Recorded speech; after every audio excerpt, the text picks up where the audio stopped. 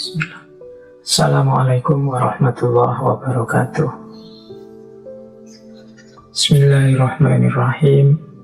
Alhamdulillahi rabbil alamin. Wa bihi nasta'inu ala umuri dunya waddin.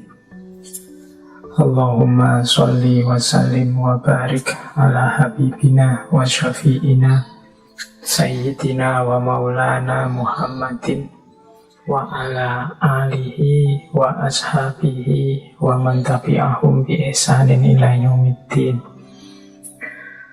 Bismillah, mari kita lanjutkan ngaji filsafat kita. Nah, untuk bulan ini saya mengambil tema, semoga tidak terlalu berat, saya mengambil tema filsafat hidup. Sebenarnya kalau teman-teman yang tekun mengikuti ngaji, tema-tema yang saya angkat bulan ini itu sebagian besar sudah implisit dalam kajian-kajian sebelumnya, mungkin di tokoh tertentu atau di tema tertentu. Malam hari ini kita ambil bagian-bagian tertentu dari tema-tema filsafat hidup dengan penajaman-penajaman yang berbeda. Bulan ini kita akan membahas filsafat hidup dalam tema filsafat cahaya. Untuk malam hari ini kita membahas tema dari tradisi filsafat Islam, khususnya filsafat tasawufnya. Kemudian minggu depan kita akan membahas tentang dari barat, kearifan barat yang belakangan populer sekali, yang dikenal dengan istilah the law of attraction. Teman-teman mungkin pernah juga sekali dua kali menengok bukunya yang populer sekali beberapa tahun yang lalu, yang judulnya The Secret. Kemudian minggu depannya lagi kita bahas kearifan dari tradisi timur Taoisme yang dikenal dengan filsafat Yin Yang. Dan terakhir kita coba mengurai kearifan Jawa yang dikenal dengan istilah filsafat Cokro Manggilingan. Baik, semoga teman-teman sudah siap untuk belajar lagi setelah kita mengalami pergantian tahun. Semoga sudah tuntas dengan segala kegembiraan pergantian tahun dan segala kegelisahan karena pandemi yang tidak selesai-selesai. Mari kita mulai belajar saja, kita mencari hikmah-hikmah kearifan-kearifan hidup.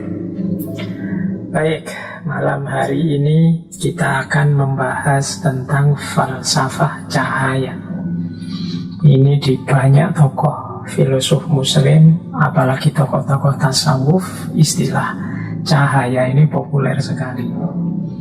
Teman-teman mungkin dulu masih ingat bagaimana filosof muslim Persia Suhrawardi Al-Maktul yang juga dikenal dengan filsafat Isyraqiyahnya. Isyraqiyah itu ya filsafat pencahayaan, filsafat cahaya. Atau Imam Ghazali yang menulis satu kitab khusus yang judulnya Mishkatul Anwar. Jadi malam hari ini kita coba ya memetakan, mengurai sedikit-sedikit tentang cahaya. Bagi dunia sufi, hidup kita ini sebenarnya seperti, sering diibaratkan seperti laron. Laron itu kan yang dia cintai adalah cahaya. Jadi kehadiran laron itu hakikatnya untuk mencari cahaya. Meskipun nanti setelah ketemu cahaya, resikonya adalah dia kehilangan sayap-sayap kebanggaannya, bahkan kehilangan nyawanya setelah dia bersatu dengan cahaya. Ini oleh para sufi sering dianalogikan dengan perjalanan seorang sufi yang mencapai puncaknya, bertemu Allah sehingga lenyaplah egonya. Ini makna yang paling populer tentang laron dan cahaya di banyak syair-syair sufi. Baik, teman-teman, kita mulai dari yang paling dasar dulu ya. Kita cek dulu apa itu cahaya. Ya kalau dalam bahasa Arab, cahaya itu istilahnya adalah nur. Nur itu secara sederhana didefinisikan sebagai al-dhahir bidzatihi al-muzhir liwairihi.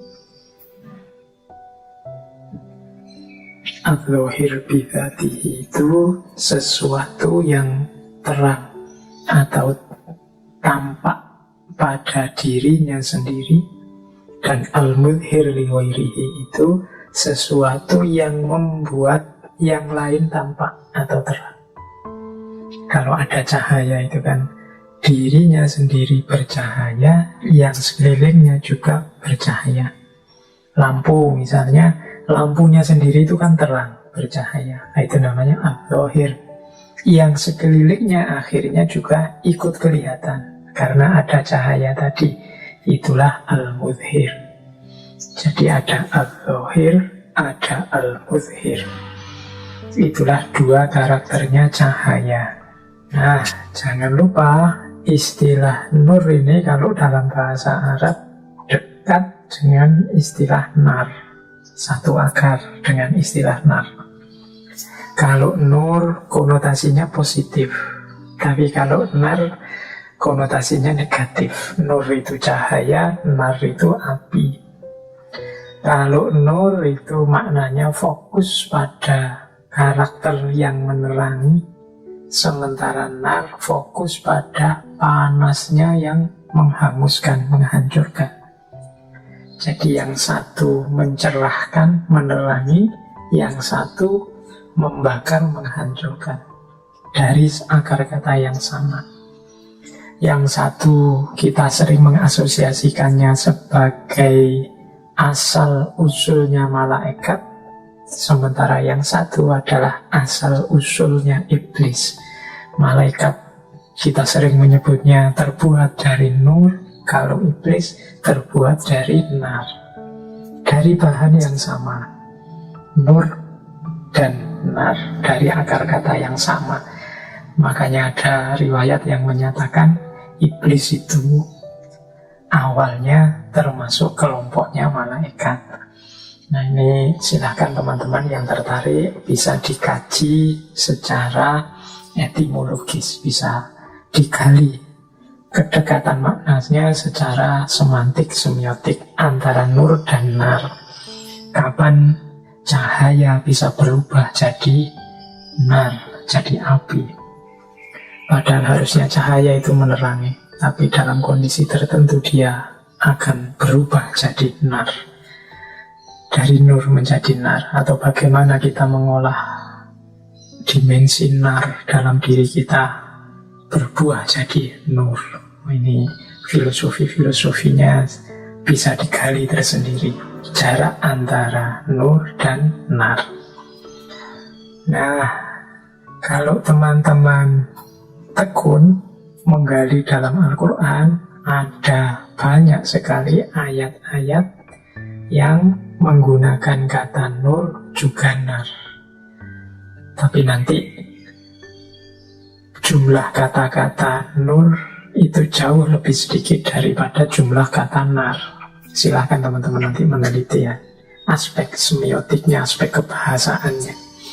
Kita tidak akan terlalu panjang sibuk di situ. Kita masuk lebih dalam tentang hakikat maknanya nur atau cahaya dalam kehidupan kita. Baik, kita gali pelan-pelan apa sih yang dimaksud nur atau cahaya. Tentunya ya tidak persis sama dengan yang dijelaskan dalam fisika. Jadi istilah-istilah cahaya itu baik dalam Al-Quran, dalam hadis, atau dalam wacana-wacana tasawuf, itu kan jenisnya metafor.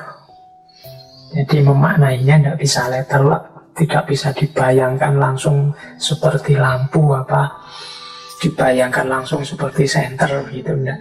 Tapi dia metafor. Secara umum kata nur itu adalah metafor bagi cahayanya Allah atau hidayah. Maka nanti banyak ayat-ayat dalam Al-Quran itu ketika menggunakan istilah nur, itu maknanya macam-macam. Karena hidayah Allah pada manusia itu bentuknya bisa macam-macam. Saya tidak membacakan satu demi satu ayatnya. Ya saya kasih contoh, misalnya surat Al-Baqarah ayat 257. Allahu waliyul ladzina amanu yukhrijuhum minadh-dhulumati ilan nur. Allah adalah penolongnya orang-orang yang beriman yang mengeluarkan mereka dari kegelapan menuju cahaya. Ini kan dari kegelapan menuju cahaya itu bukan kok terus dari tidak ada lampu nyari yang ada lampunya, tapi dari kebingungan hidup, dari tidak adanya sandaran, dari kehilangan rujukan kebenaran menuju cahaya. Berarti cahaya ini bisa dimaknai sebagai hidayah. Jadi petunjuk dari Allah. Allah yang mengeluarkan mereka dari kegelapan menuju cahaya. Ini kalau teman-teman ingat, dulu waktu kita ngaji Ibu Gita Kartini, istilah minadh-dhulumati ilan nur ini kan yang menginspirasi tulisan-tulisan Ibu Gita Kartini yang nanti diberi judul habis gelap terbitlah terang. Itu makna dari minadh-dhulumati ilan nur. Jadi ada banyak ayat-ayat cahaya yang secara umum artinya sebenarnya hidayah. Jadi hidayah itu berarti petunjuk dari Allah. Kita kan sering ya mendoakan teman kita dapat hidayah. Belakangan ini kalau ada orang yang menurut kita tidak karu-karuan, terus kita biasanya mengkritiknya dengan kalimat semoga engkau mendapat hidayah. Nah itu sebenarnya istilah hidayah itu sering digunakan metafor cahaya. Nah, metafor cahaya ini yang maknanya secara umum adalah hidayah. Kalau dalam Al-Quran macam-macam bentuknya hidayahnya Allah kepada manusia. Di catatan saya, kata-kata nur itu bisa punya beberapa arti yang semuanya konotasinya hidayah. Yang pertama di catatan saya, nur itu artinya ya Allah. Jadi termasuk dari ayat yang sangat populer tentang cahaya, yang Allahu nurus samawati wal ardh. Jadi Allah adalah cahaya langit dan bumi. Jadi Allah lah yang memberi hidayah pada kita, yang memberi petunjuk kepada kita, justru Allah sendiri. Jadi maknanya ada kalanya cahaya itu ya Allah, ada kalanya cahaya itu Rasulullah. Jadi petunjuk yang bisa kita ikuti antara lain ya Rasulullah. Bahkan dalam dunia tasawuf, teman-teman mungkin masih ingat dulu kita mengkaji Ibnu Arabi, mengkaji tokoh-tokoh sufi yang falsafi, itu ada istilah Nur Muhammad, cahaya Muhammad.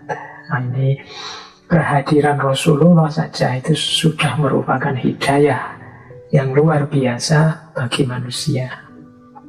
Apalagi tuntunan-tuntunan beliau, baik melalui Al-Quran maupun melalui hadis. Jadi yang kedua, maknanya nur atau yang dalam makna metafor hidayah itu ya Rasulullah sendiri. Yang ketiga, nur itu adalah Al-Quran. Jadi Al-Quran lah yang menjadi petunjuk, yang menjadi hidayah bagi kita. Yang ketiga, banyak ayat-ayat yang secara letterlek menyebut bahwa Al-Quran adalah cahaya. Misalnya surat An-Nisa ayat 174, ya ayuhan nasu qad ja'akum burhanum mir rabbikum wa anzalna ilaikum nuram mubina. Nah, wahai manusia, sesungguhnya telah datang padamu bukti-bukti dari Tuhanmu, dan telah kami turunkan padamu nuram mubina. Ini oleh para mufasir banyak diartikan sebagai Al-Quran. Jadi nur di situ maknanya Al-Quran. Ada kalanya juga nur itu berarti keimanan. Keimanan ini kan anugerah Allah pada kita. Itu juga hidayah. Jadi minal zulumati ilan nur, itu ada yang menerjemahkan ya dari kekufuran menuju keimanan. Maka hidayah atau cahaya itu bisa maksudnya adalah keimanan. Ada pula yang bisa dimaknai sebagai kebenaran. Ya semua yang di atas tadi hakikatnya sebenarnya juga kebenaran. Keimanan itu ya kebenaran, Al-Quran itu kebenaran, Allah, Rasulullah itu kebenaran. Tapi ada juga yang spesifik, maknanya lebih pas. Ayat-ayat tentang cahaya itu kita maknai sebagai kebenaran. Kemudian yang keenam, ada kalanya juga nur itu bisa kita artikan sebagai ilmu. Jadi teman-teman mungkin masih ingat ya, ketika kita mengkaji Imam Syafi'i, kemudian ada istilah bi'annal ilma nurun. Ketahuilah bahwasanya sesungguhnya ilmu itu adalah cahaya. Ini ketika Imam Syafi'i mengadu pada Imam Waqi'.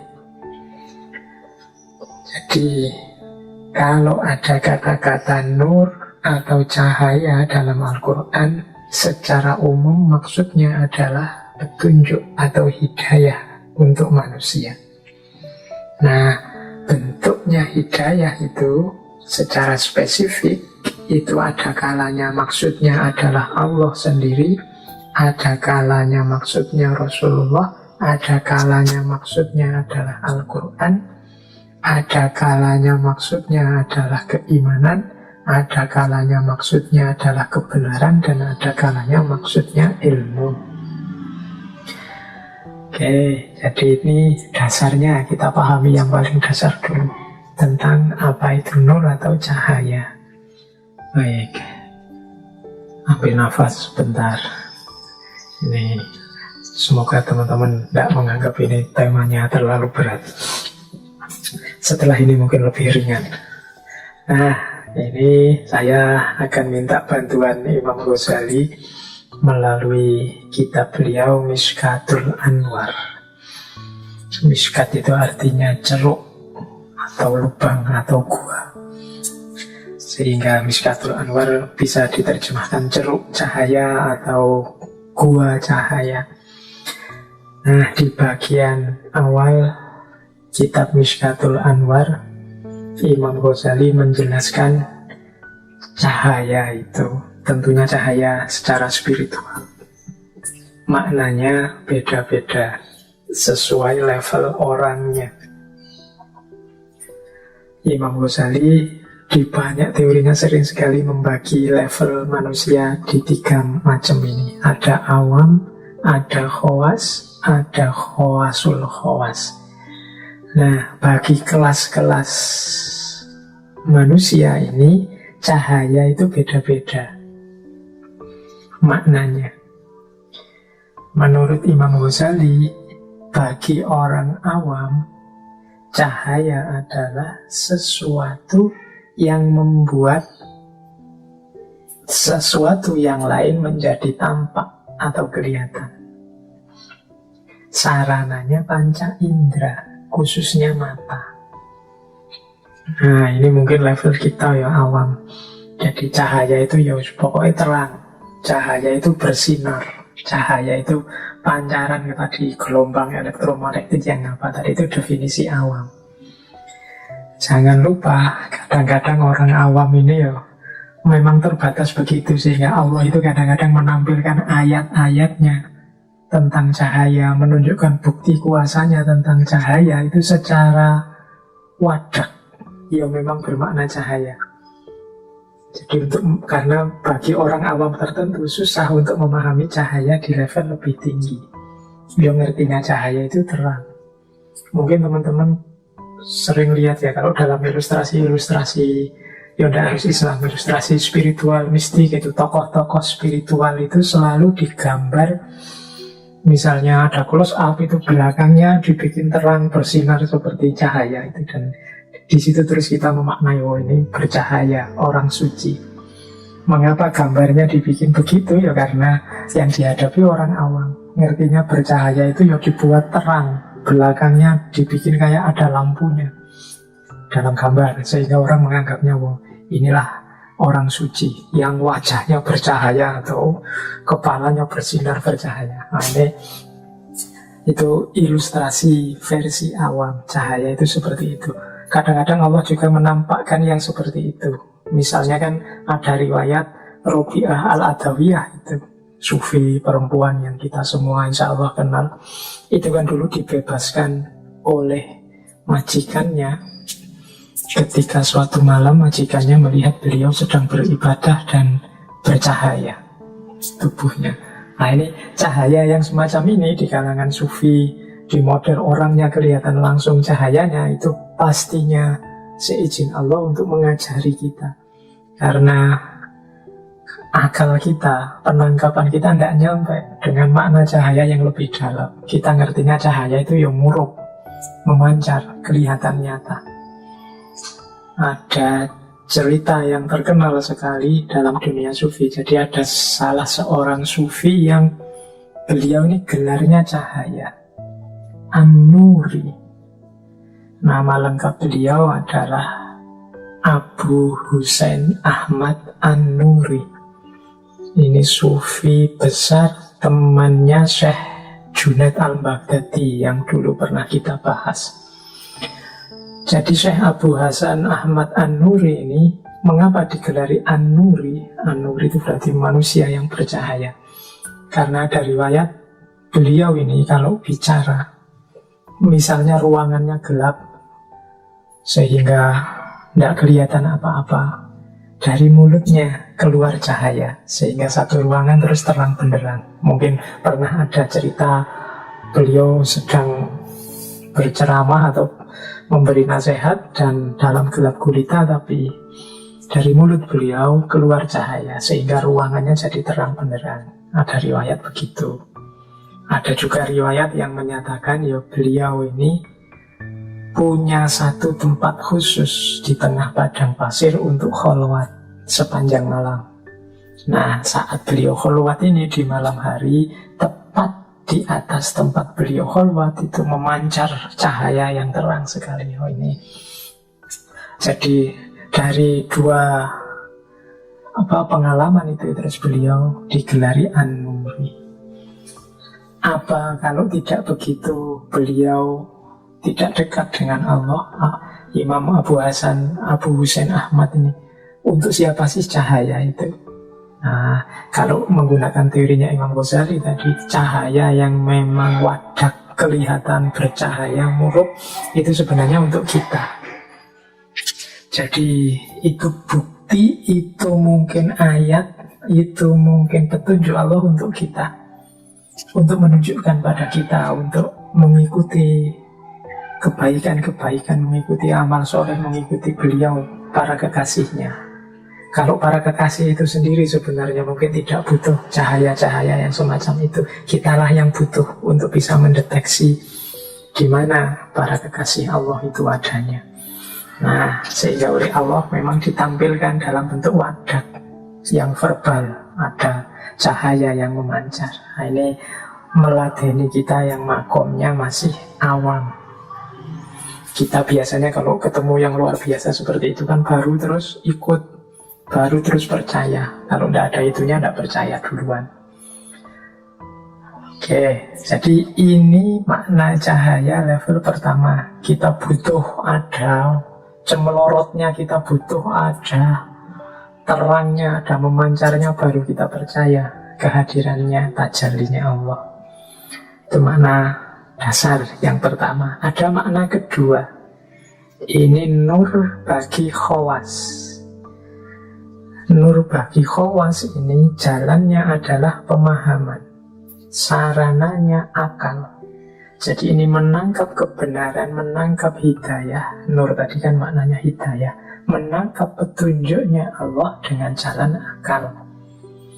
Bagi teman-teman yang tekun belajar, mencari ilmu, mengejar hikmah, ini sebenarnya kita sedang mencari cahaya, mencari hidayah di level kedua. Jadi level orang-orang khawas.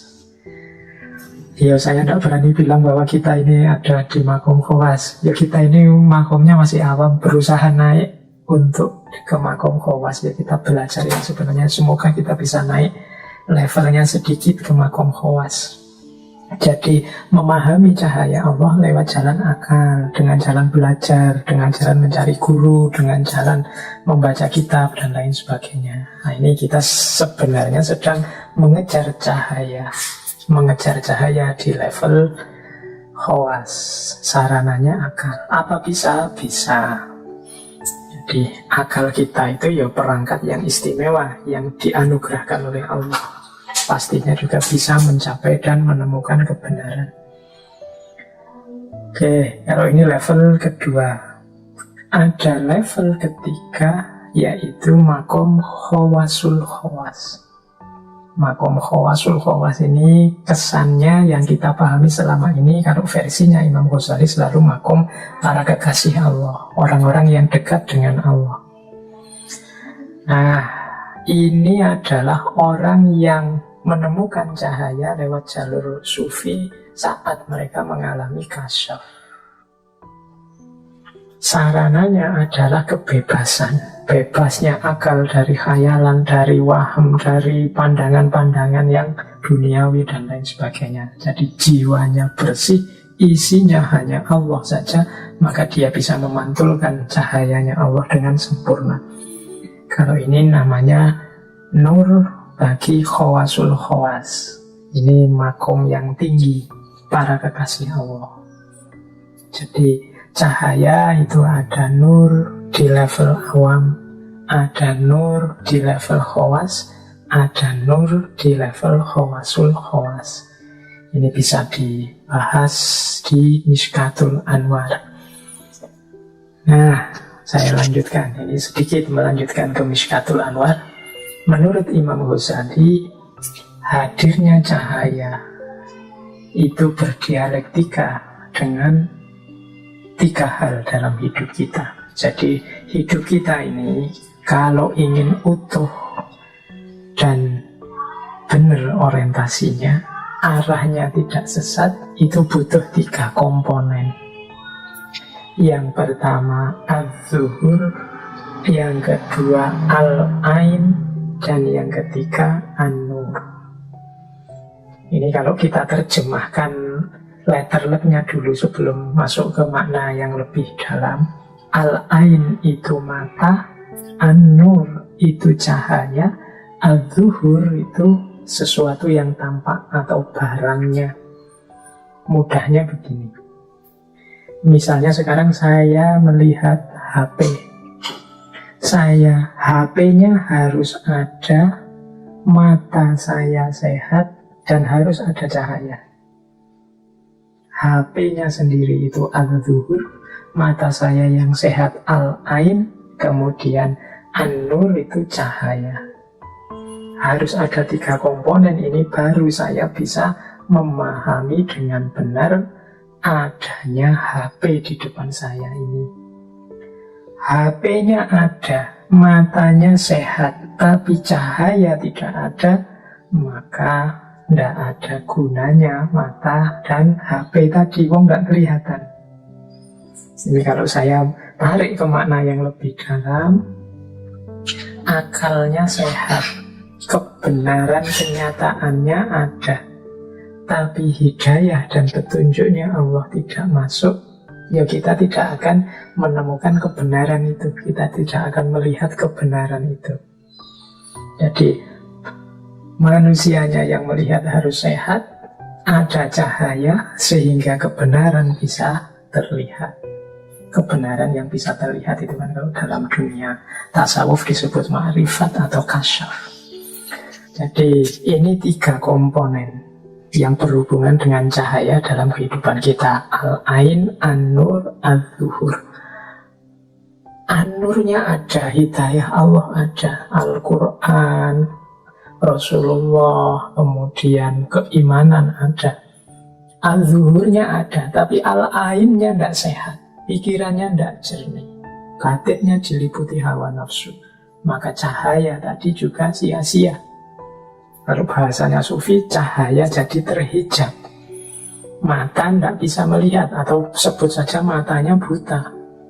Mata yang buta meskipun ada cahaya, meskipun ada kebenaran, az-zuhur, ya sia-sia, dia tidak akan bisa melihat. Jadi ini ada timbal balik perputarannya.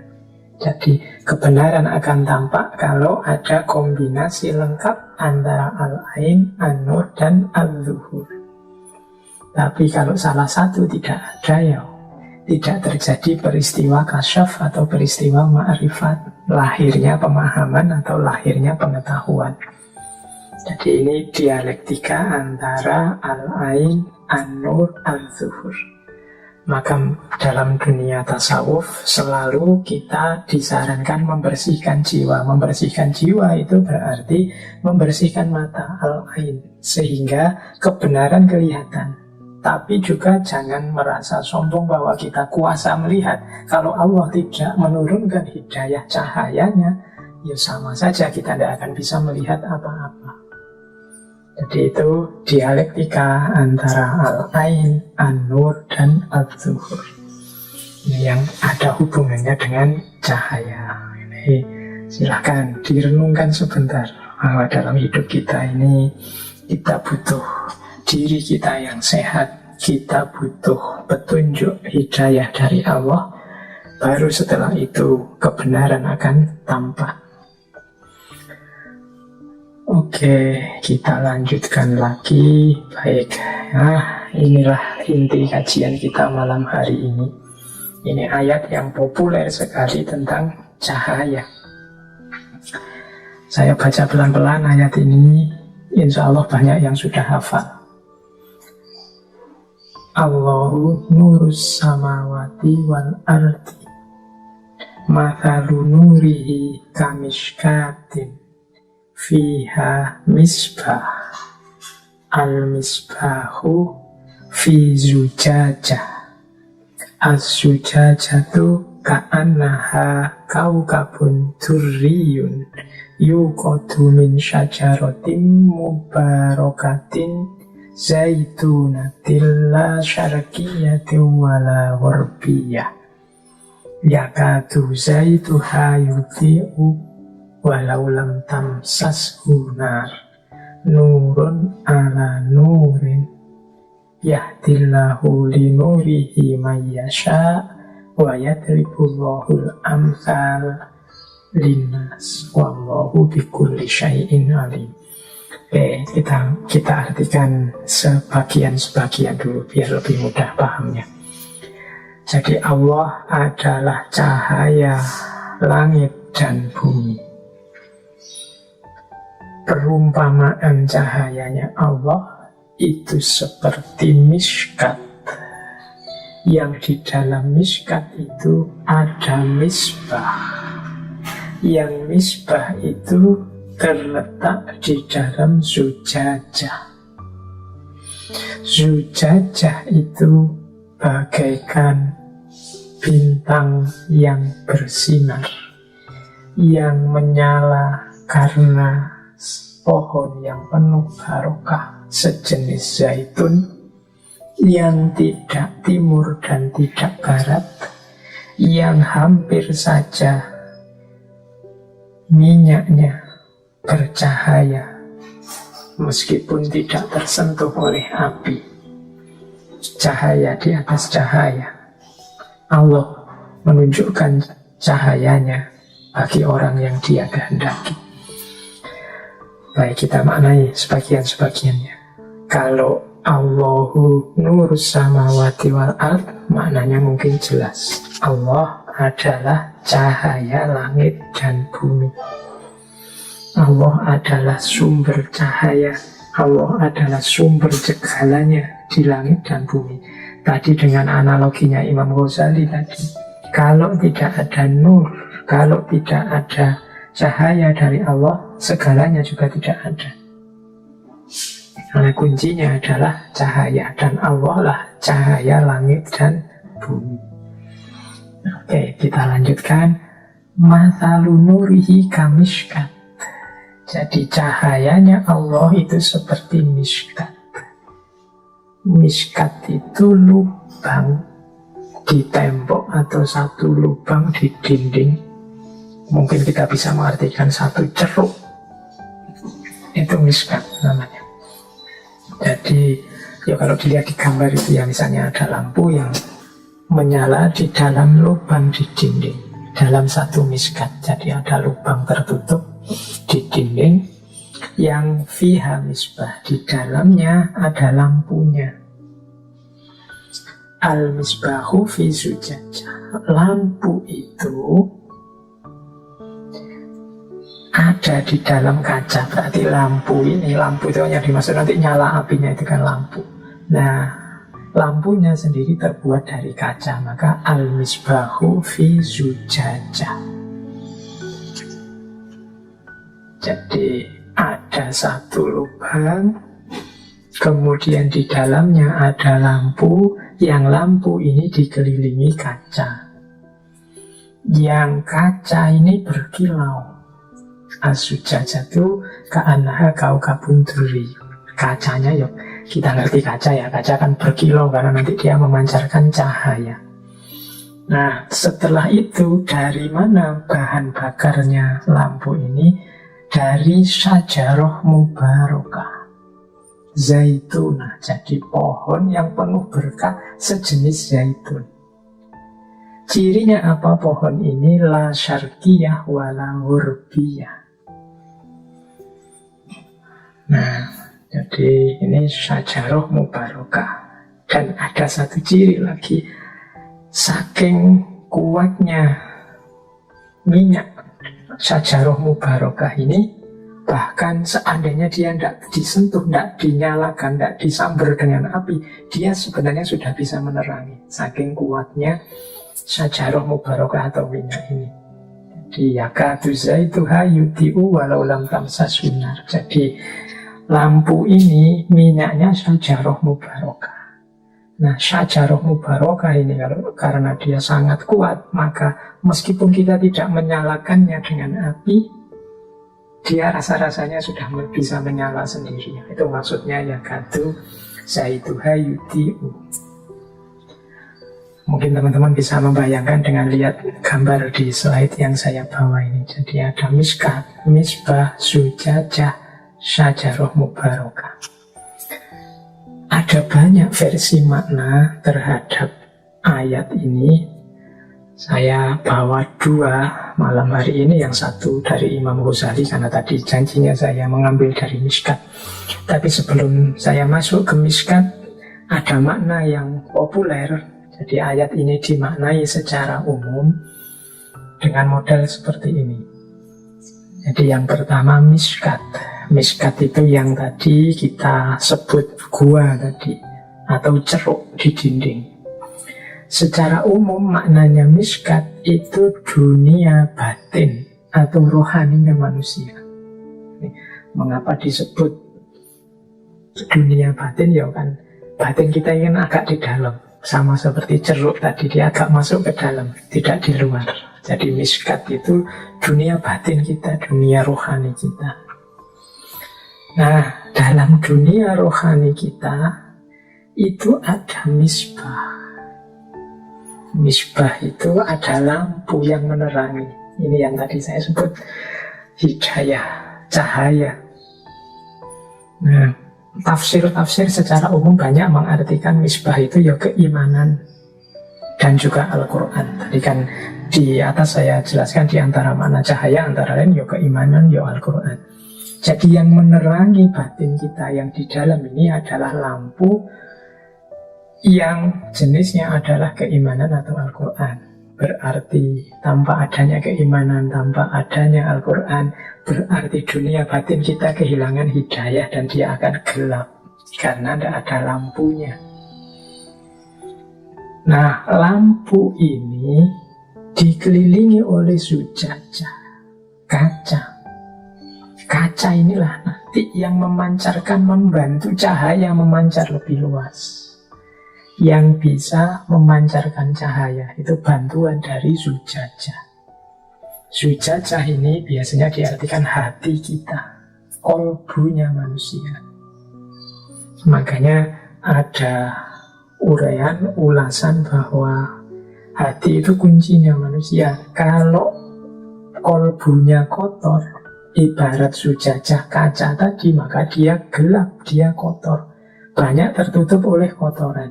Kalau dia tertutup oleh kotoran, ya sinarnya misbah tadi tidak akan bisa memancar keluar. Jadi keimanan kita, hidayah dari Al-Quran tadi tidak bisa memancar keluar. Kita tidak akan mendapat petunjuk dari sana. Kenapa? Hati kita kotor. Ibaratnya zujajah tadi, kacanya kotor. Kalau kacanya kotor, ya tidak bisa kita memanfaatkan lampu tadi, cahaya tadi. Bukan karena lampunya tidak ada, bukan karena Allah tidak mau lagi memberi hidayah atau petunjuk pada kita, tapi hati kita sendiri yang kotor, kacanya sendiri yang kotor, sehingga lampunya tidak memancar keluar. Nah, syajarah mubarakah yang tadi disebut minyaknya, yaitu sumber dari Allah langsung. Syajarah mubarakah ini kan yang menyalakan misbah. Misbah tadi kan apinya lampu itu. Apinya lampu itu asalnya dari mana? Itu kalau pakai bahasa metafornya tadi, itu kan lampu itu kan tadi sumber, simbol dari keimanan dan Al-Quran. Dari mana sih asalnya keimanan dan Al-Quran? Itu berarti kan sumbernya keimanan, sumbernya Al-Quran, atau sumbernya cahaya, yaitu wahyu Allah sendiri. Jadi itulah cahaya dari Allah langsung. Karena keimanan dan Al-Quran nyambung langsung ke Allah, itulah minyaknya. Oke, jadi keimanan dan Al-Quran yang ada di hati kita akan tetap bercahaya. Syaratnya, minyaknya tetap banyak, tetap ada, dan zujajahnya tidak gelap. Kita nyambung terus dengan Allah, dan kolbu kita jernih. Maka keimanan dan Al-Quran itu akan memberi banyak hidayah dalam hidup kita. Nah, terus maksudnya yakadu zaituha yudhi'u walau lam tamsashu nar. Itu maksudnya apa? Kalau makna secara umum biasanya diartikan seakan-akan keimanan dan Al-Quran tadi itu saja sudah bisa memberi hidayah kepada kita, meskipun belum disambungkan dengan Allah. Berarti belum dimaknai, belum ditadaburi, belum diamalkan. Itu saja sudah bisa jadi hidayah dalam hidup kita. Apalagi dia dinyalakan dengan apinya Allah. Kita sambungkan hati kita dengan Allah langsung. Maka dia akan semakin menjadi hidayah dalam hidup kita.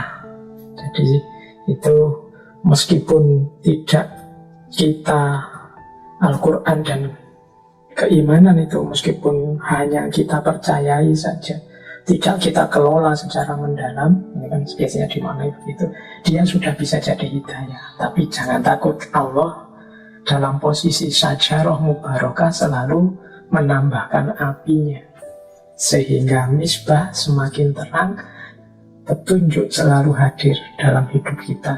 Nah, ini biasanya maknanya secara umum itu. Jadi ada miskat, ada misbah, ada zujajah, ada syajarah mubarakah. Yakadu zaitu ayuti walau lam tamsasuna. Seakan-akan Al-Quran itu sudah memberi hidayah meskipun belum dibaca, belum dihafal, belum ditadaburi, belum diamalkan. Apalagi kalau sudah dibaca, dihafal, ditadaburi, diamalkan, dia akan semakin memberi hidayah kepada kita. Jadi ada makna yang seperti ini. Baik, ini makna umumnya yang banyak kita temukan di tafsir-tafsir. Sekarang kita coba masuk ke makna dari Imam Ghazali dalam Mishkatul Anwar. Nah, kita mulai. Menurut Imam Ghazali, ini saya awali dari Allahu nurus samawati wal ardh. Ini dalam Mishkat dijelaskan maksudnya Allahu nurus samawati wal ardh itu Allah lah satu-satunya yang bisa disebut cahaya yang sejati. Yang lain hanya cahaya yang sifatnya alegori. Allah lah yang mencahayai segalanya dan tidak butuh cahaya apapun yang lain karena Allah adalah sumber segala cahaya. Sementara yang lain membutuhkan cahaya dari Allah. Nah, ini dimaknai secara luas bahwa Allah lah sebenarnya yang betul-betul ada. Atau kalau pakai istilahnya Ibnu Sina, yang wajibul wujud. Dia adanya itu sifatnya wajib, tidak mungkin dibayangkan tidak ada, karena dia adanya wajib.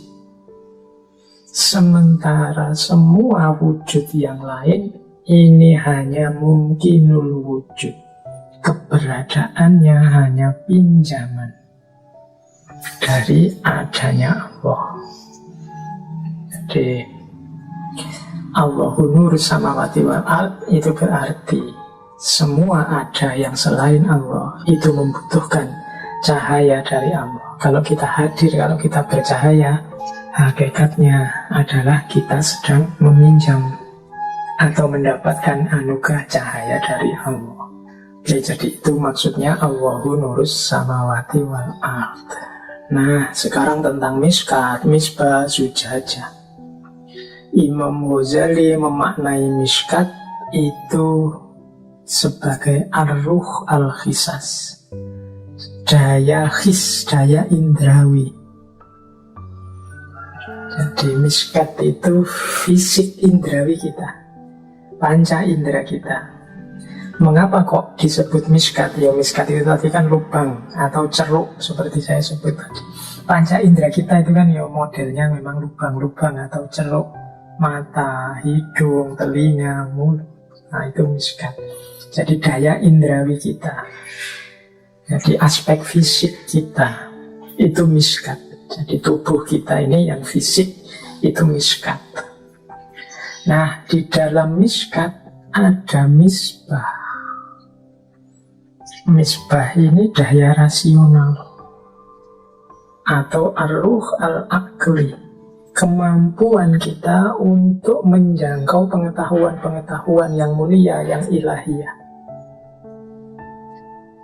Jadi kemampuan rasional kita untuk menangkap yang ilahi. Lahirnya nanti ilmu. Karena kenapa disebut misbah atau lampu? Ya karena ilmu inilah yang jadi hidayah, memancarkan terang ke seluruh dunia. Makanya kehadiran para nabi itu sering disebut dengan istilah sirojam muniroh, lampu yang memberi cahaya. Itu karena mereka punya daya rasional, itu misbah. Jadi dalam tubuh fisik kita ada daya intelijensi, daya rasional yang dia mampu menangkap pengetahuan-pengetahuan yang mulia dan ilahiyah. Nah, ada zujajah. Zujajah ini kalau Imam Ghazali mendefinisikannya ar-ruh al-khoyali atau daya imajinasi. Ar-ruh al-khoyali inilah nanti yang menyambung antara dunia rasional dengan dunia miskat. Dunia rasional tadi kan misbah. Kalau dunia indrawi miskat, yang menyambung antara miskat dengan misbah itu zujajah, dunia khoyali atau daya imajinasi. Zujajah lah nanti yang bisa memancarkan misbah pada miskat, bisa menyambung antara ranah ilahiyah, gagasan-gagasan ilmiah rasional dalam kehidupan nyata, sehingga tidak sia-sia, tidak kacau balau ilmu dan pengetahuan kita. Makanya zujajah ini tidak boleh kotor. Kalau dia kotor, dia gelap, dia tidak akan bisa memancarkan misbah ke miskat. Justru dia akan jadi penghalangnya cahaya. Jadi itu miskat, misbah, zujajah. Jadi kemampuan imajinatif kita, kemampuan, kalau istilahnya Imam Ghazali, khoyali, daya abstraksi kita untuk menyambungkan dunia batin dengan dunia lahir. batin kita yang misbah itu sifatnya ideal, jernih, sementara miskat ini yang duniawi. Perantaranya zujajah, kaca tadi. Kalau zujajahnya terang, dia bisa dari misbah menerangi miskat. Kalau tidak, ya miskatnya jadi gelap. Disinilah hidup kita terus menjadi gelap. Nah, ada syajaroh mubarokah. Syajaroh mubarokah itu dalam bahasanya Imam Ghazali ilmu jiwa reflektif atau ar-ruh al-fikri. Kenapa pakai istilah syajaroh mubarokah ya? Karena ibaratnya seperti pohon. Pohon itu kan nanti dimulai dari akar, kemudian muncul batangnya, kemudian muncul cabangnya, kemudian muncul rantingnya, dan seterusnya. Sehingga hanya dari akar yang kecil, kemudian muncul banyak sekali tumbuhan dari situ, cabang, ranting, daun, buah, dan lain sebagainya. Nah, syajaroh mubarokah atau jiwa reflektif itu seperti itu. Ilmu-ilmu wawasan keilmuan kita mubarokah, semakin lama semakin menjadi banyak, semakin menjadi luas. Yop zaitun itu sebagaimana minyak zaitun. Minyak zaitun minyak yang menerangi lampu, yang sifatnya la syarqiyah wala gharbiyah. La syarqiyah wala gharbiyah itu maksudnya dia murni rasional objektif. Tidak barat, tidak timur, itu tidak tendensius. Dia jernih. Kalau benar ya dibilang benar, kalau salah ya dibilang salah. Jadi menurut Imam Ghazali, dalam diri kita, dalam miskat kita, ada misbah, daya rasional. Yang daya rasional ini dibantu oleh zujajah, daya khoyali. Yang sumbernya misbah tadi adalah syajaroh mubarokah, jiwa yang reflektif. Jiwa yang reflektif itu berarti jiwa yang menyambung langsung dengan Allah. Ar-ruh al-fikri, yang berpikir secara reflektif. Yang dia ini dalam kebenaran dia murni, rasional, objektif, jernih. Kalau iya ya dibilang iya, kalau tidak ya dibilang tidak. Kalau masih syarqiyah atau masih gharbiyah berarti belum murni. Berarti zujajahnya masih agak kotor. Nah, kemudian ada yakadu zaituha yudi'u walau lam tamsas hunar. Yakadu zaituha yudi'u walau lam tamsas hunar itu kalau menurut Imam Ghazali melambangkan jiwanya para sufi. Kalau tadi syajaroh mubarokah jiwa reflektif, kalau ini daya suci, daya profetik, daya kenabian yang biasanya dimiliki para wali. Kondisi murni, kondisi jernih itu kan yang punya adalah para kekasihnya Allah. Nah, para kekasih Allah ini loh yang yakadu zaituha yudi'u walau lam tamsas hunar.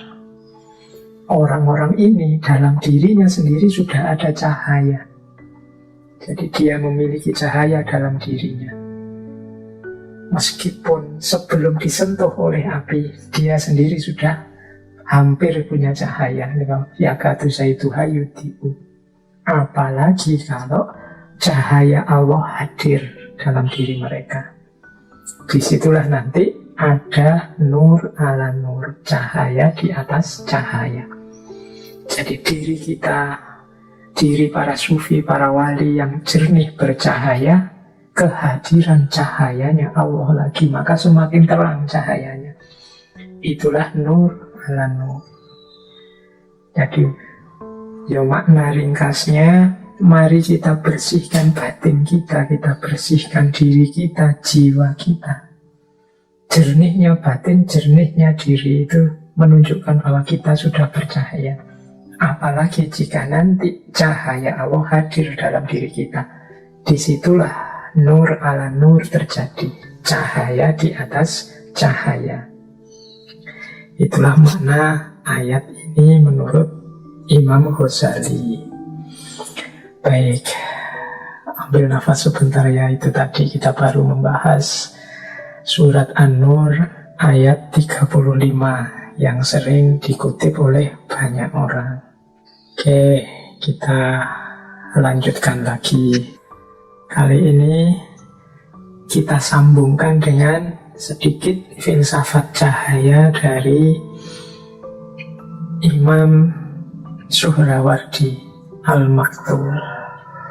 Jadi beliau ini membahas metafisika kehidupan ini dengan analogi cahaya, melanjutkan gagasan-gagasan beberapa filosof muslim sebelumnya. Nah, populer sekali dalam gagasannya Syekh Suhrawardi ini menganalogikan cahaya, keberadaan Allah sebagai cahaya itu dianalogikan dengan cahaya matahari. Jadi cahaya yang jadi sumber segala cahaya. Jadi coba dibayangkan ya, cahayanya matahari itu jadi sebagaimana karakternya semua jenis sumber cahaya, semakin dekat dengan sumber cahaya itu semakin terang. Semakin jauh dari sumber cahaya itu akan semakin gelap. Ini gagasan semacam ini, kalau teman-teman ingin menggali lebih jauh, ada pengaruh dari Neoplatonisme, Plotinus. Dulu juga kita sudah pernah mengkaji ini. Jadi maksudnya apa? Kita ini, tadi kalau menurut Ghazali kan, keberadaan kita itu sebenarnya hanya mungkinul wujud. Karena pinjaman cahaya dari Allah lah, maka kita ini ada.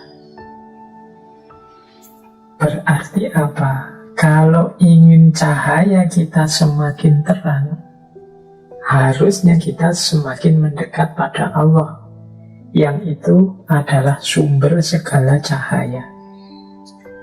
Jadi kalau dianalogikan dengan matahari, ya kalau kita semakin jauh dari matahari, kita akan semakin gelap, karena semakin jauh dari jangkauan cahaya. Semakin kita mendekat ke matahari, semakin kita akan terang. Maka level batin kita ditentukan oleh dekat tidaknya kita dengan Allah. Disitulah terjadi gradasi cahaya. Gradasi cahaya, gradasi itu kan diawali dari terang, kemudian tambah lama, tambah gelap, tambah gelap. Nanti dikembangkan juga gradasi cahaya ini berhubungan dengan tingkatan wujud. Wujud yang semakin jauh dari pusat cahaya, ya wujud yang semakin gelap. Wujud yang semakin dekat dengan cahaya, wujud yang semakin terang, semakin hakiki. Semakin jauh dari cahaya, semakin semu.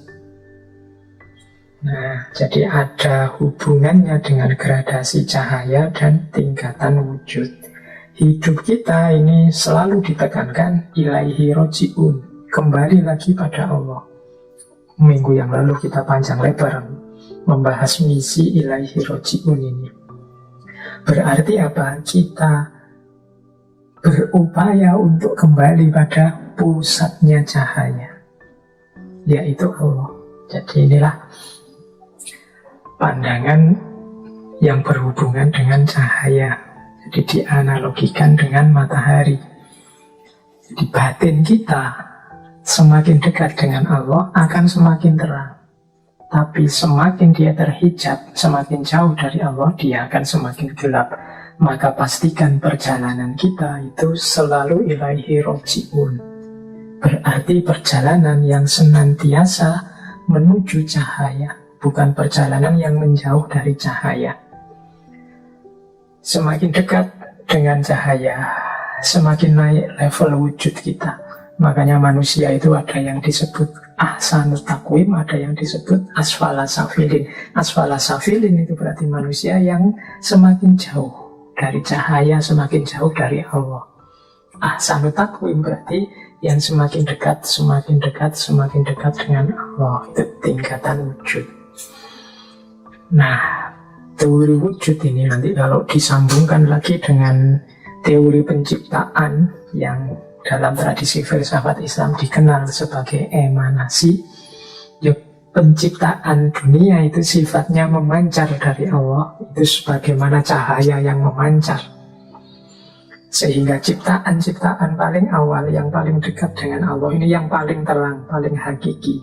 Semakin jauh dari Allah, semakin gelap, semakin gelap.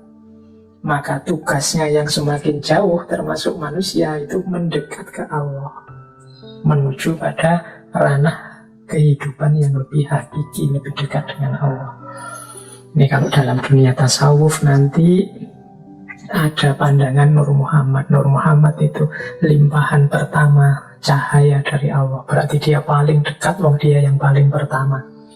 Berarti di antara semua makhluknya Allah, Nur Muhammad ini yang paling hakiki. Itu nanti kalau disambungkan ke sana. Jadi baik, ini juga diulas panjang lebar oleh Syekh Suhrawardi Al-Maktoum.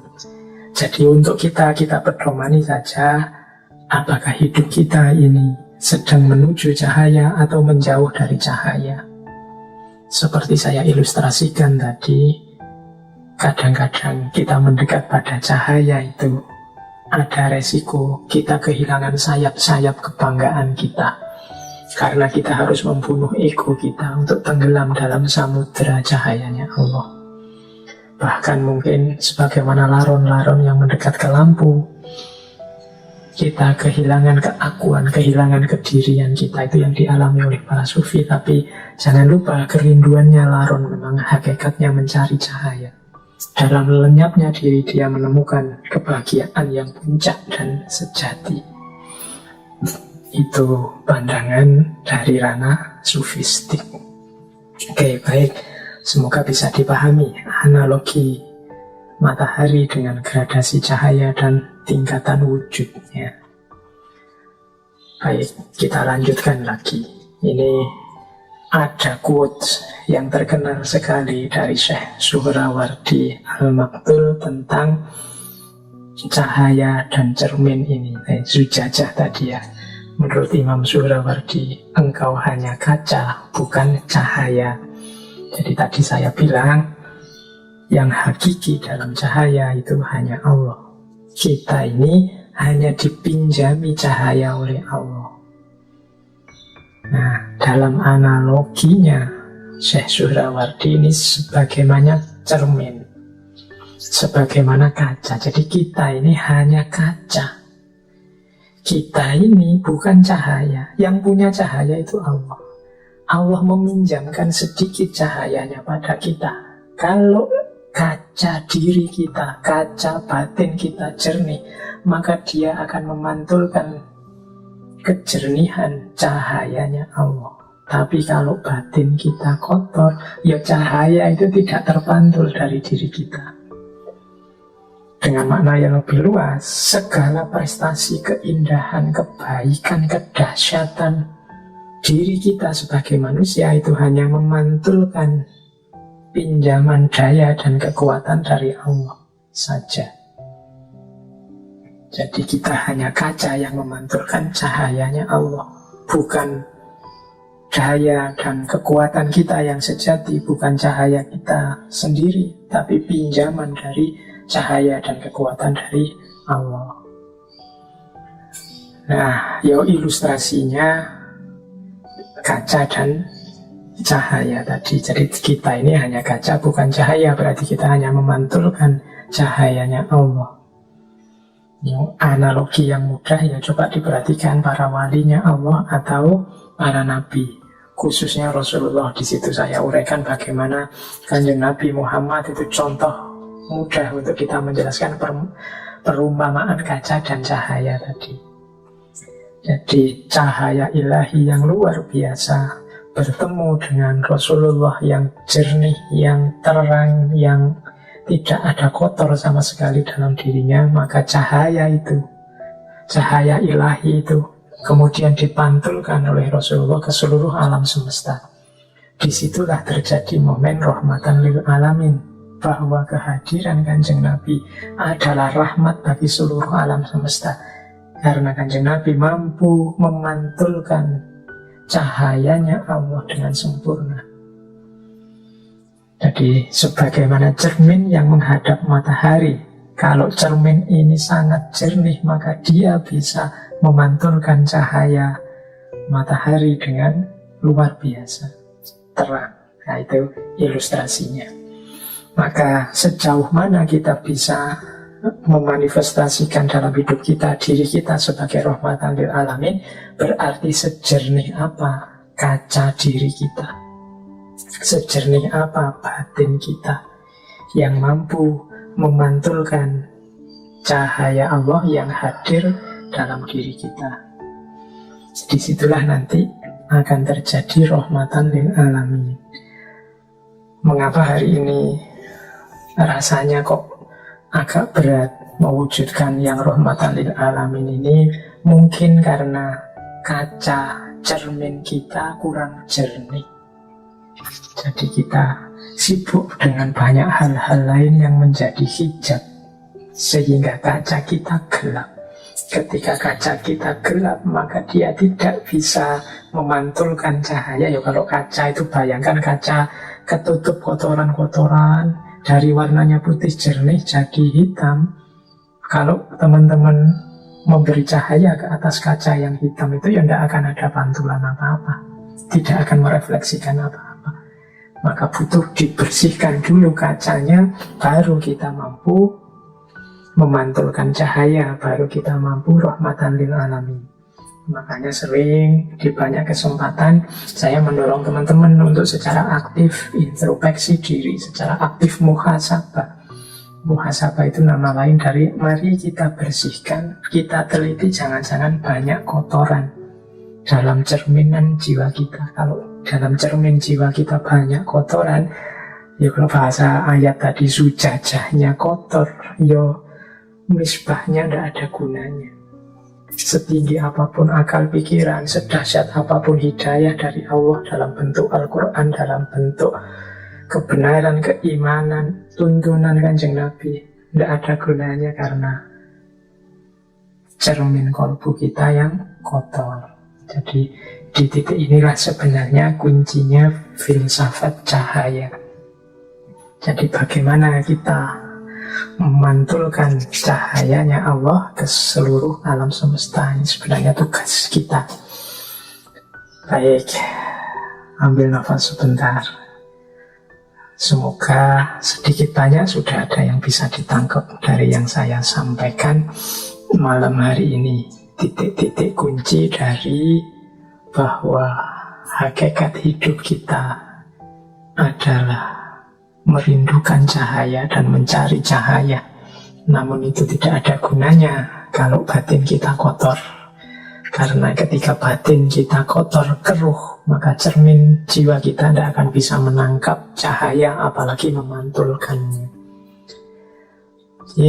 Baik, sudah ya, istirahatnya sebentar. Yang mau minum silahkan minum. Sudah 1 jam lebih saya bicara tentang cahaya. Baik, nah saya tambahi sekarang aspek-aspek teknisnya. Kalau tadi filosofinya sudah ya, saya awali dari kotoran-kotoran yang bisa menutupi cermin kaca jiwa kita. Kotoran-kotoran yang bisa nempel pada zujajah, atau dalam istilah para sufi sering disebut hijab. Hijab itu berarti penghalang. Inilah yang menghalangi jiwa kita, batin kita untuk menangkap cahayanya Tuhan. Ya kalau menangkap saja tidak bisa, bagaimana bisa memancarkannya? Yang pertama, ini yang PR berat kita ini. Ini sebenarnya levelnya paling rendah sih, tapi kita masih sering terjebak di sini, yaitu dosa dan maksiat. Kalau teman-teman tekun mengikuti kajian-kajian tentang Imam Ghazali, Imam Ghazali itu sering mengilustrasikan dosa atau maksiat itu setiap kali satu dosa, satu kemaksiatan kita lakukan, itu ibarat kita nempel satu titik gelap, satu titik kotor dalam kolbu kita. Nambah dosa lagi, nambah satu titik lagi, nambah dosa lagi, nambah satu titik lagi, sampai di titik ketika kolbu kita gelap sama sekali, terhijab sama sekali, maka mungkin kita sudah tidak ngerti lagi apakah kita ini sedang jauh atau sudah dekat dengan Allah. Karena cahayanya sudah tidak bisa masuk lagi dalam diri kita. Inilah yang nanti membuat ada loh orang itu ilmunya tinggi, pinter, mungkin jabatannya luar biasa di tengah masyarakat. Tapi rasanya yang keluar dari beliau, dari kata-kata, dari tindakan, mungkin dari kebijakan, kok semakin jauh dan menjauh dari Allah. Kemungkinan batinnya sedang gelap kotor oleh tumpuan-tumpuan dosa atau maksiat. Ya teman-teman, tidak usah nuding siapapun di luar diri. Jangan-jangan yang harus dituding pertama itu diri kita sendiri. Ini teman-teman yang dengerin ngaji ini kan paling tidak juga banyak aktif di kajian-kajian, sering mendengarkan kajian ustadz siapa, kajian tokoh siapa. Itu harusnya referensi baik buruk kita lengkap. Referensi mana yang utama, mana yang hina itu lengkap. Tapi mengapa kok tidak jalan? Itu kemungkinan karena hidayah Allah tidak kelihatan. Mengapa hidayah Allah tidak kelihatan? Karena batin kita sedang gelap, tertutup oleh hijab-hijab. Jadi kalau ada orang berkata, semoga engkau mendapat hidayah, loh, Allah itu sangat sayang pada kita. Dia selalu memberikan hidayah pada siapapun yang mau. Faman sya'a falyu'min wa man sya'a falyakfur. Cuma banyak orang tidak mau. Hidayahnya sudah diberikan oleh Allah, orangnya yang tidak mau. Mengapa dia tidak mau? Batinnya gelap. Jadi dia tidak bisa memilah dan memilih. Wong yo gelap. Kenapa batinnya gelap? Yo antara lain karena banyak dosa dan kemaksiatan. Jadi yo seperti saya jelaskan tadi di awal kan, hidayah Allah itu bisa berupa Al-Quran, bisa berupa Rasulullah, bisa berupa kebenaran, bisa berupa keimanan.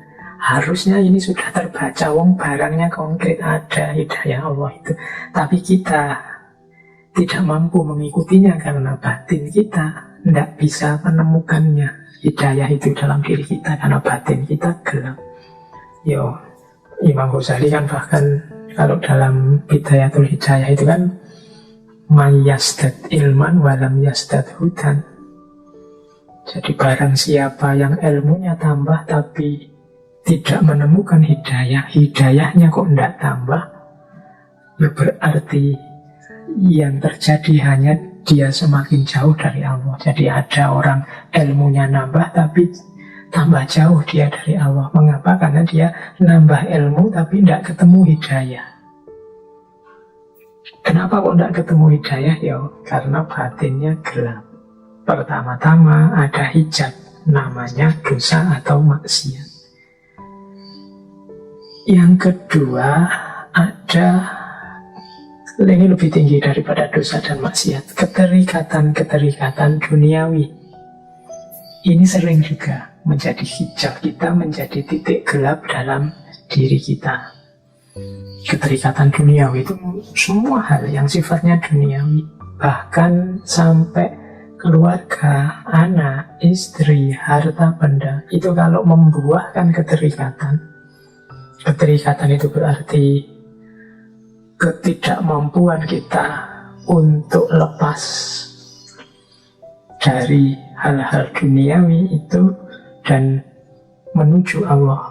Jadi karena anak, karena harta, sehingga kita lupa atau kita semakin jauh dari Allah, itu namanya keterikatan. Mungkin pekerjaan, mungkin jabatan, mungkin organisasi, mungkin lembaga, apapun. Itu kan barang-barang duniawi. Semakin banyak keterikatan, ya semakin batin kita gelap.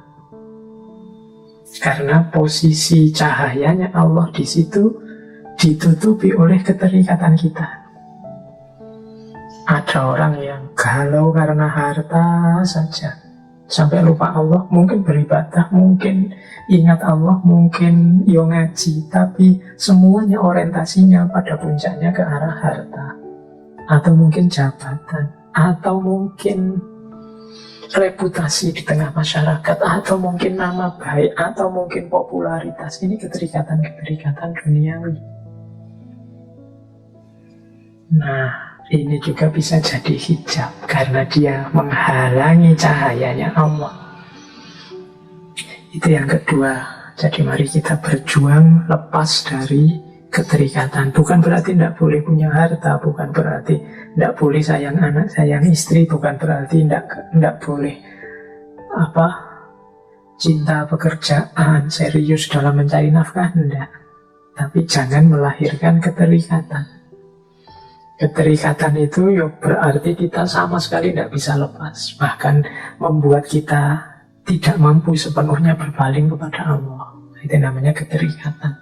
Banyak cerita-cerita sufi yang kita pahami sebagai bagaimana mereka itu ada yang kaya raya, ada yang anaknya banyak, ada yang hartanya luar biasa, tapi tidak terikat.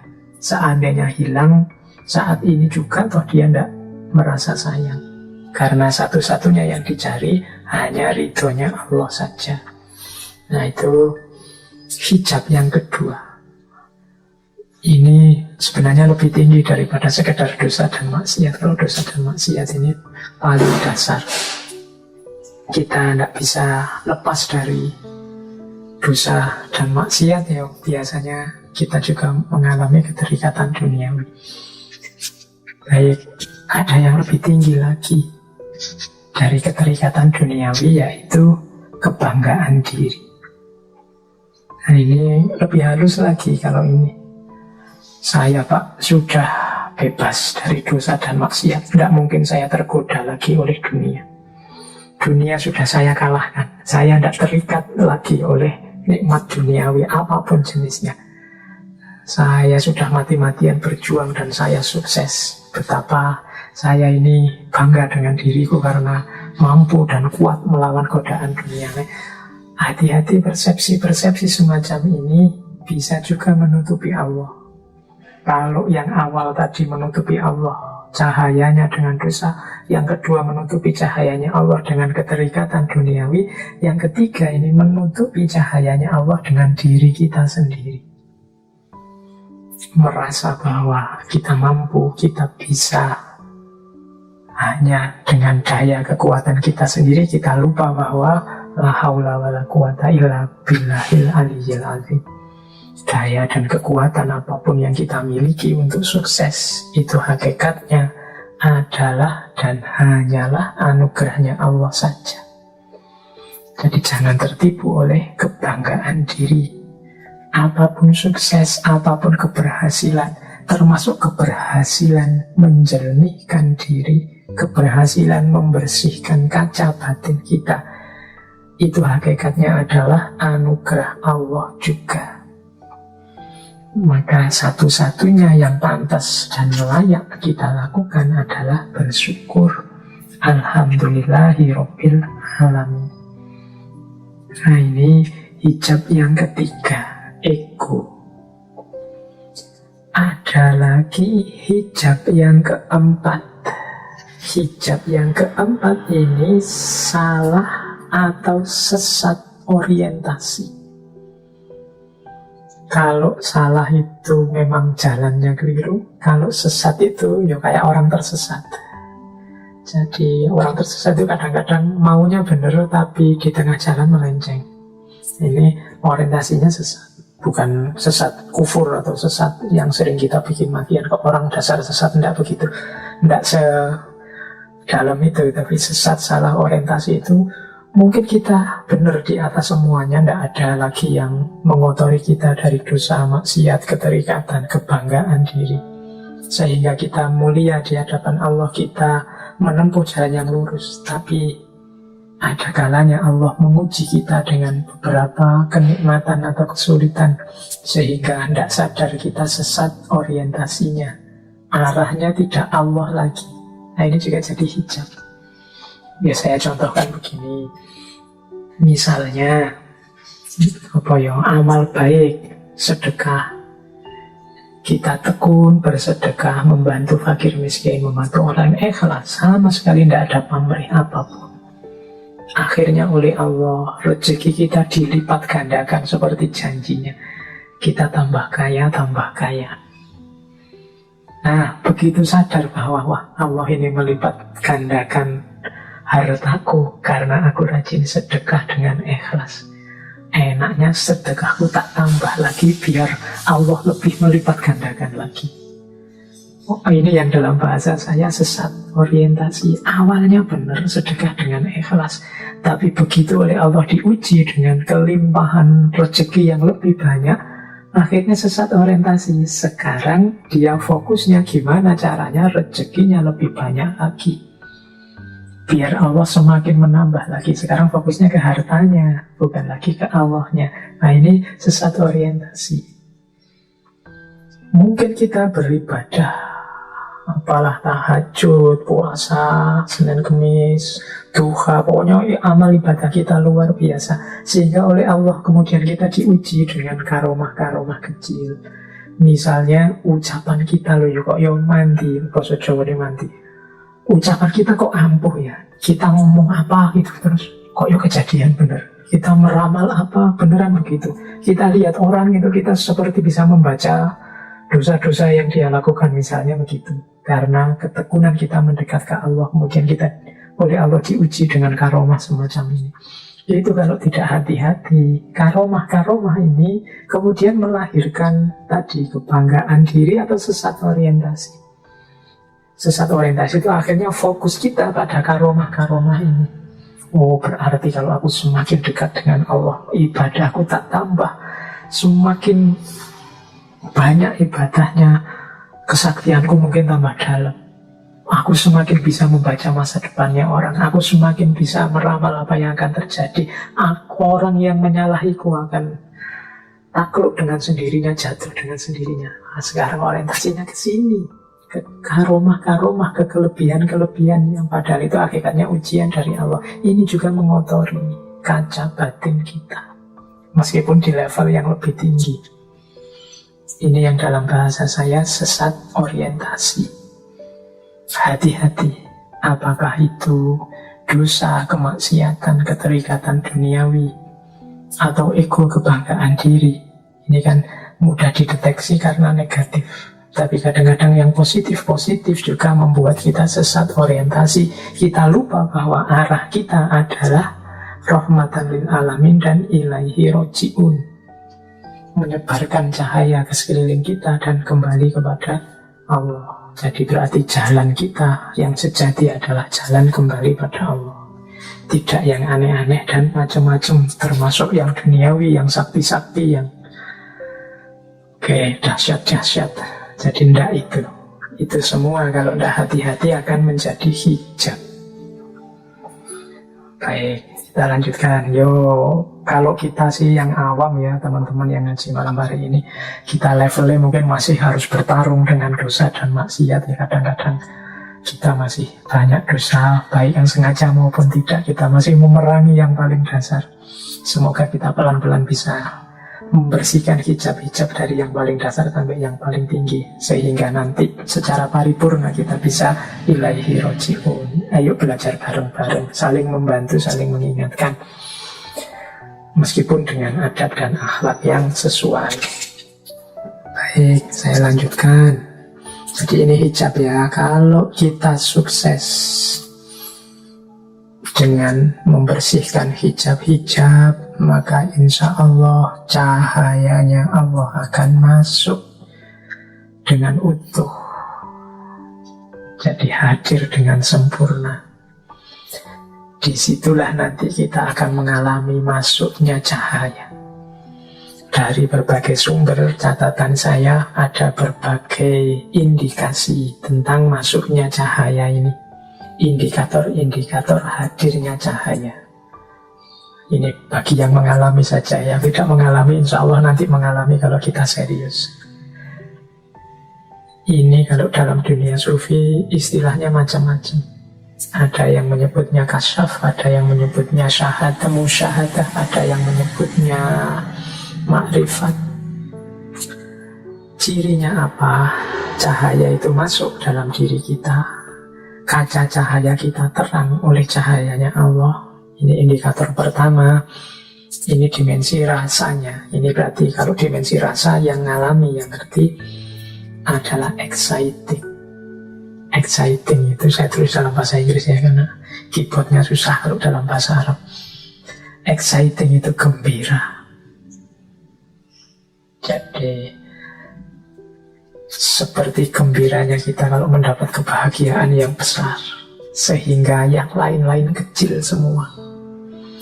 Mungkin bayangkan ya mudahnya kamu nembak orang yang kamu taksir bertahun-tahun, kamu incer, akhirnya kamu tembak dan diterima. Itu kan exciting, senangnya luar biasa. Kalau engkau mendekat ke Allah dengan serius, tiba-tiba hanya kebahagiaan saja yang engkau rasakan. Tidak ada lagi keluhan-keluhan, tidak ada lagi komplain-komplain dengan situasi real hidupmu. Kemungkinan cahayanya Allah sudah menyusup masuk dalam dirimu. Exciting, gembira yang luar biasa. Kemudian yang kedua, oceanic. Oceanic ini menyamudra, upaya menyamudra. Seperti samudra, engkau merasa luas. Apapun yang terjadi seolah-olah engkau bisa menampungnya. Ujian apapun yang hadir, engkau tidak tergetar. Semuanya engkau terima. Sebagaimana samudra yang bisa menampung apapun yang masuk dalam dirinya. Jadi oceanic, rasanya meluas. Kalau exciting itu gembira luar biasa, oceanic itu rasanya meluas. Hatinya menyamudra. Fenomena apapun, peristiwa apapun dalam hidup mampu ditampung dalam dirinya tanpa ada keluhan, tanpa ada protes. Ciri yang ketiga, hadirnya cahaya adalah deeply moving. Deeply moving itu tergeraknya jiwa. Tergerak itu seperti orang terharu. Jadi batin kita itu sangat tersentuh. Itu namanya deeply moving. Di tempat saya sekarang baru hujan. Mungkin suaranya terdengar ya.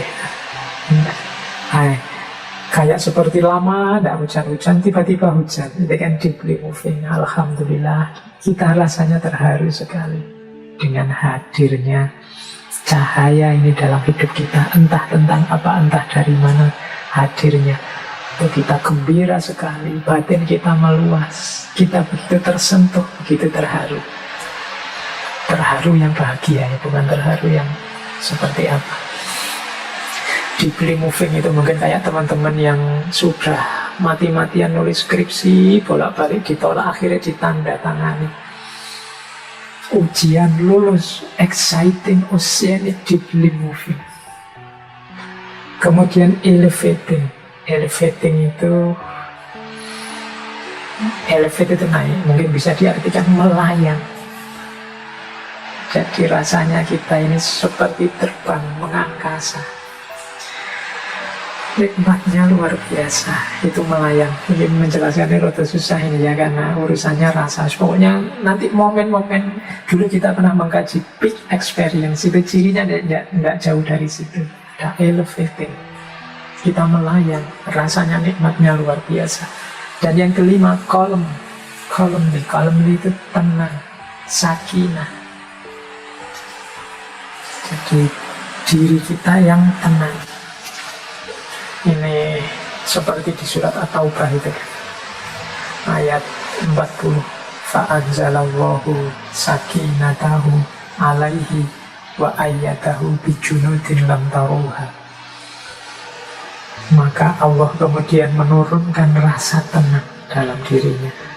Wa ayyadahu bijunudin lam taruha, dan Allah menguatkannya, membantunya dengan bala tentara atau malaikat-malaikat yang tidak terlihat.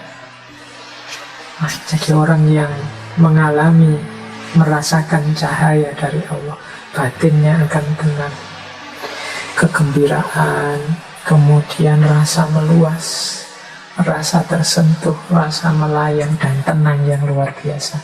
Ini momen-momen ketika cahaya masuk dalam diri kita. Ini detailnya bisa kita lihat ulang ketika dulu kita membahas tentang peak experience. Oke, kita lanjutkan teknis-teknisnya yang berhubungan dengan cahaya. Nah, kita bahas juga terminal-terminal menuju cahaya. Jadi untuk menuju cahaya ini ya, kalau dalam dunia tasawuf dikenal makomat-makomat. Ini juga sering kita bahas. Secara umum ada beberapa terminal untuk kita menuju cahaya.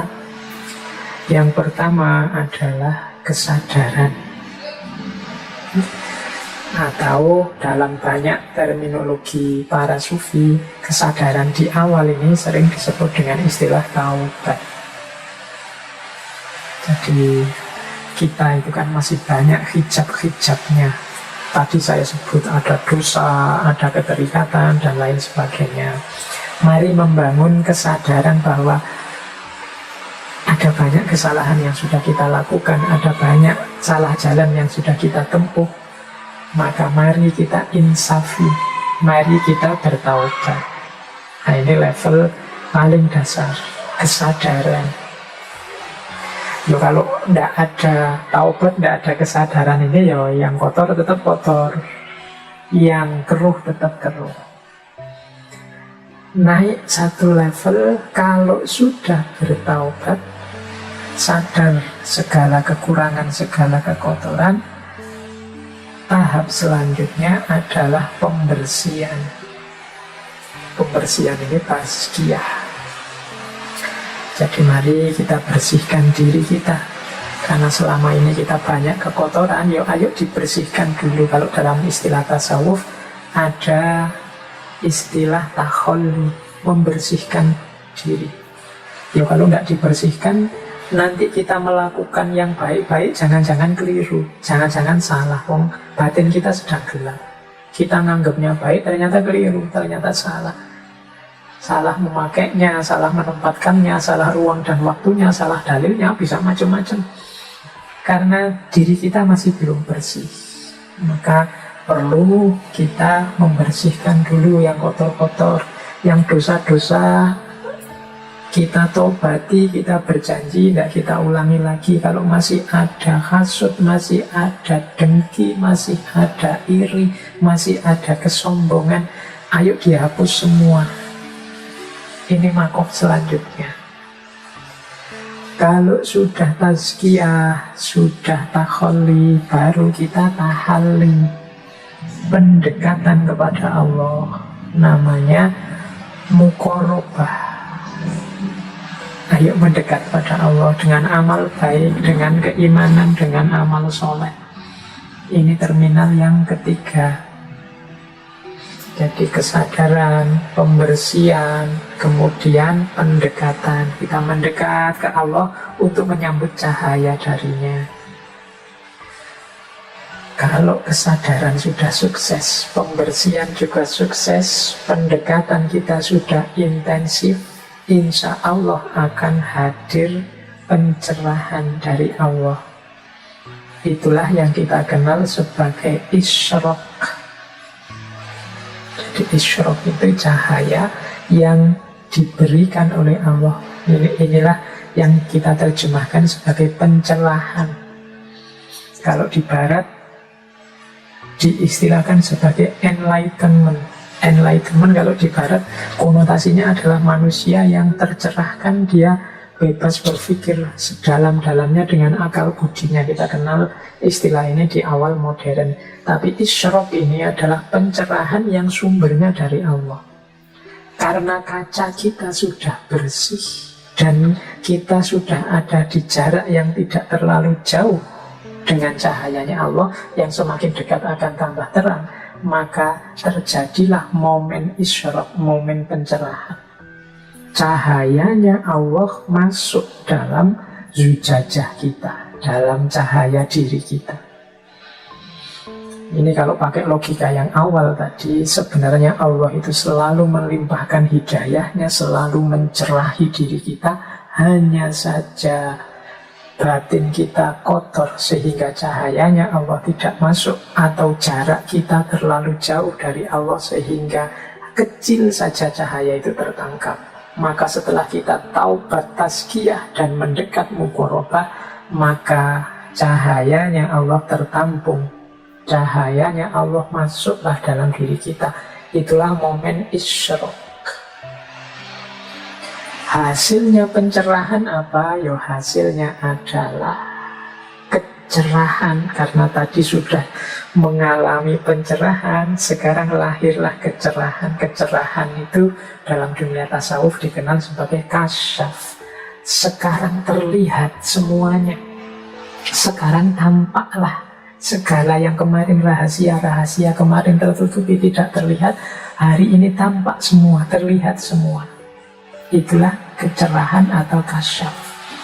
Jadi kasyaf itu muncul ketika hijab sudah lenyap dan cahaya hadir. Makanya mukasyafah itu dalam pandangan saya selalu gandeng dengan musyahadah.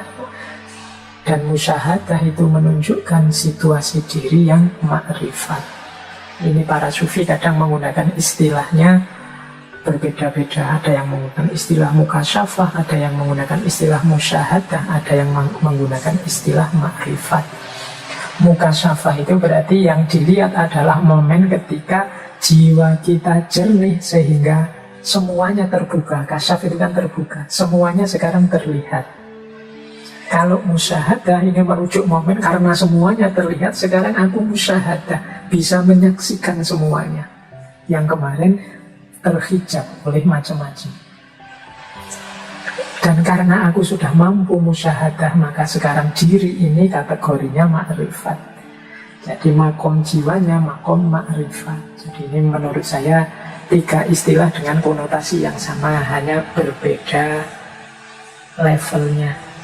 Jadi yang lebih fokus melihat ketersingkapannya menyebutnya mukasyafah. Yang lebih fokus melihat syahadahnya, melihat aktivitas diri yang mengetahui banyak hal sekarang dari semula tidak tahu apa-apa, menyebutnya musyahadah. Dan yang lebih fokus melihat kondisi diri dari tidak tahu sekarang menjadi tahu, menyebutnya dengan istilah ma'rifat, seperti Imam Ghazali. Jadi mukasyafah, musyahadah, ma'rifat itu satu kondisi setelah hijab lenyap dan cahaya hadir.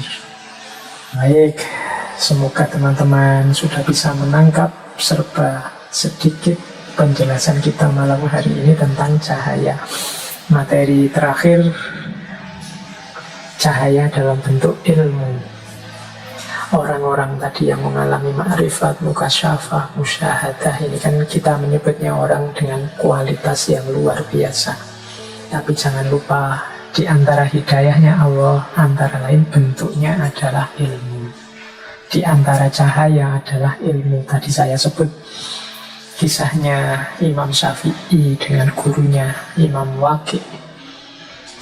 Yang Imam Syafi'i merasa ada kesulitan-kesulitan menangkap pengetahuan, dijawab oleh Imam Waqi', engkau terlalu banyak maksiat sehingga ilmu tidak nyampe, jiwamu gelap. Ketahuilah bahwa ilmu itu cahaya, berarti ilmu juga jenisnya cahaya.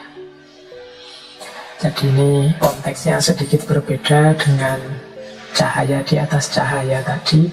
Saya pinjam sebentar teorinya Imam Ghazali di Ihya untuk menjelaskan cahaya dan ilmu. Menurut Imam Ghazali, ilmu itu ya cahaya, cuma jangan lupa cahaya ilmu itu ada kalanya menerangi diri sendiri saja, ada kalanya menerangi orang lain saja, ada kalanya, dan ini yang ideal, menerangi diri sendiri dan orang lain. Jadi teman-teman ini kan hakikatnya sedikit-sedikit sudah mengalami cahaya, paling tidak cahaya ilmu. Jangan lupa ada 3 kategori tadi. Cahaya ilmu itu ada kalanya menerangi diri sendiri saja. Maksudnya apa? Orang yang punya ilmu, ilmuwannya sangat berkualitas, dia manusia yang utama, tapi manfaatnya untuk sekeliling kurang. Jadi dia terang tapi dalam dirinya sendiri saja. Dia manusia unggul yang luar biasa, tapi dalam dirinya sendiri saja. Manfaatnya ke sesama perlu dimaksimalkan lagi, biar tidak hanya menerangi dirinya sendiri saja. Ini seperti lampu yang terang di lampunya saja, tapi tidak menerangi yang lain. Ini juga kurang. Ada lagi yang sebaliknya, bercahaya menerangi yang lain saja, dirinya sendiri tidak.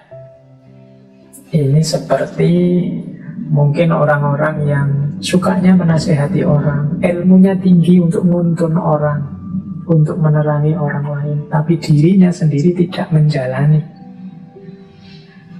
Orang lain jadi baik, jadi berkualitas, jadi semakin dekat dengan Allah karena dirinya, tapi dia sendiri karena tidak menjalani, ya kualitas hidupnya tidak naik-naik. Nah, ini orang level 2. Ini mungkin untuk teman-teman yang kebetulan jadi ustadz, kebetulan punya momen untuk khutbah, untuk ceramah, untuk nuntun masyarakat di level apapun. Hati-hati jangan jadi yang kedua. Ini ibaratnya seperti lilin. Dia menerangi sekelilingnya tapi dia sendiri leleh dan hancur. Jadi menerangi yang lain saja tapi tidak menerangi dirinya sendiri. Ada yang dirinya sendiri saja tidak ingin berbagi, jadi dia sangat berkualitas tapi sekelilingnya tidak. Kalau bisa ya yang nomor 3.